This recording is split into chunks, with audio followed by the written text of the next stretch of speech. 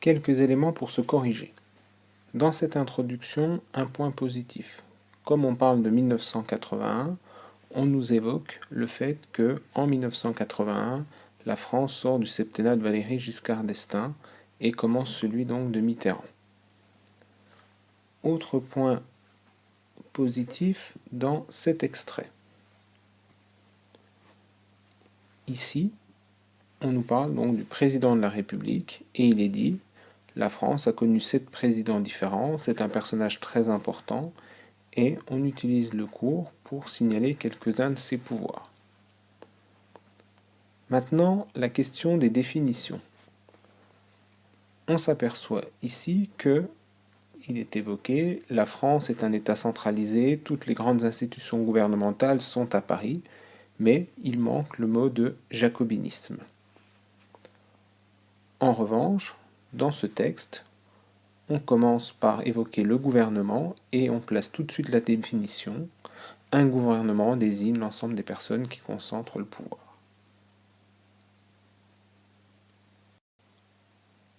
Un point essentiel maintenant, c'est faire le lien entre le document et le cours. Dans le document sont évoqués donc les fonctionnaires. Et ici, on nous dit donc que beaucoup de hauts fonctionnaires ont une carrière politique et on utilise donc le cours en faisant référence à l'ENA, donc l'École nationale d'administration qui sert à les former, et en donnant quelques précisions, comme notamment la date de sa création. Expliquer un document, c'est également éclairer les points obscurs. Dans le texte, il est dit « les responsables politiques qui tenaient les biens de commande, les leviers de commande de 69 à 81 ». Et donc Gaston Defferre s'en prend donc à ces responsables politiques. Alors ce qui est positif ici, c'est que l'extrait est relevé et qu'on nous dit qui sont ces responsables politiques. À l'époque, Georges Pompidou, Valéry Giscard d'Estaing, et donc on fait une opposition droite-gauche. Un point auquel faire attention dans l'introduction à travers cet exemple. Ici, on nous dit le document présenté montre que la France est légèrement en retard car tous les autres pays ont commencé la décentralisation. Alors, ce genre d'information ne doit pas apparaître dans l'introduction puisque déjà il s'agit d'un point précis évoqué dans le texte et il faut d'abord présenter le document avant de pouvoir faire une remarque de ce style-là. Autre exemple sur comment on prélève de l'information pour ensuite l'expliquer. Dans le texte de Gaston Defferre, il est dit à un moment donné ce type de centralisation qui se voulait éclairer et qui était en réalité dominatrice. Alors, il faut absolument expliquer ce que signifie ce type de centralisation qui se voulait éclairer, et donc dans ce cas-là, faire référence à la fin de la Deuxième Guerre mondiale, avec la mise en place donc, de la 4ème République, et notamment du programme aussi lié au Conseil national de la résistance, qui évoquait donc le rôle de l'État jacobin, donc ce type de centralisation, et qui se voulait éclairer notamment pour protéger les citoyens. Toujours dans les points que l'on peut éclaircir, on nous parle de la décentralisation et notamment donc les nécessités du développement économique et social dans la vie moderne l'exigent. Donc ce point pouvait être commenté en montrant comment, notamment avec les impacts de la mondialisation, eh bien l'ouverture de la France était une nouvelle donnée et donc nécessité du développement économique et social à partir des années 80. Quelles étaient donc les informations à ne pas manquer? On nous demandait d'abord de parler des acteurs. On pouvait les présenter de façon hiérarchique, d'ailleurs c'est ce que souligne et propose un peu le texte, en partant donc de l'importance du président de la République.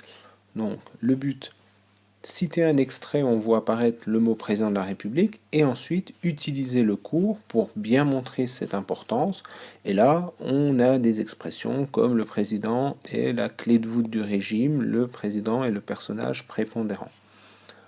Mais il y a également les ministres et gouvernements. C'est l'occasion d'expliquer quelques éléments sur l'organisation de la Ve République et notamment le fait que le président nomme le Premier ministre et puis ensuite constitue son équipe gouvernementale. Utiliser les termes précis, c'est bien nommer et non pas élire. Les acteurs, ce sont également donc les parlementaires de l'Assemblée nationale et des élus locaux. ce qui permet de montrer les différents niveaux administratifs en France. Et puis sont évoqués, mais parfois de façon très rapide, ceux qu'on appelle les hauts fonctionnaires, et c'est donc là votre travail de souligner donc l'importance de cette catégorie et d'évoquer par exemple l'ENA. La deuxième partie invitait à réfléchir à la réforme et au pourquoi de cette réforme. Alors d'abord définissez cette réforme qui est la décentralisation et donc insister sur le fait qu'elle est véritablement nouvelle, surtout si on la compare à tout ce qui avait été réalisé en France depuis 1945 à travers une politique très interventionniste de l'État.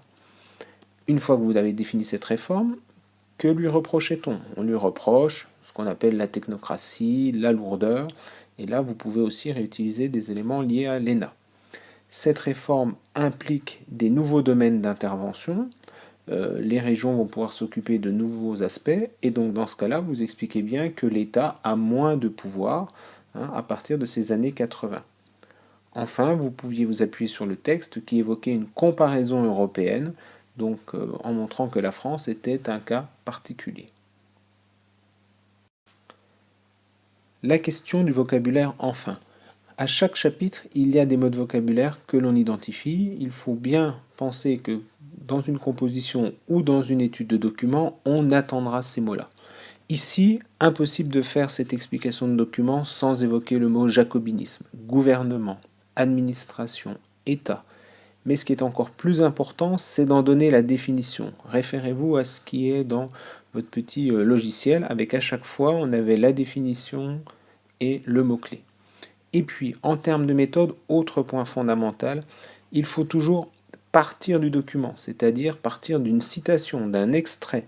Et c'est cet extrait que vous allez éclairer. Attention, certains d'entre vous ont tendance à réciter le cours sur gouverner la France et éventuellement de temps en temps citer le texte. Il faut absolument inverser les choses. C'est je cite le document et ensuite j'utilise mon cours pour l'éclairer.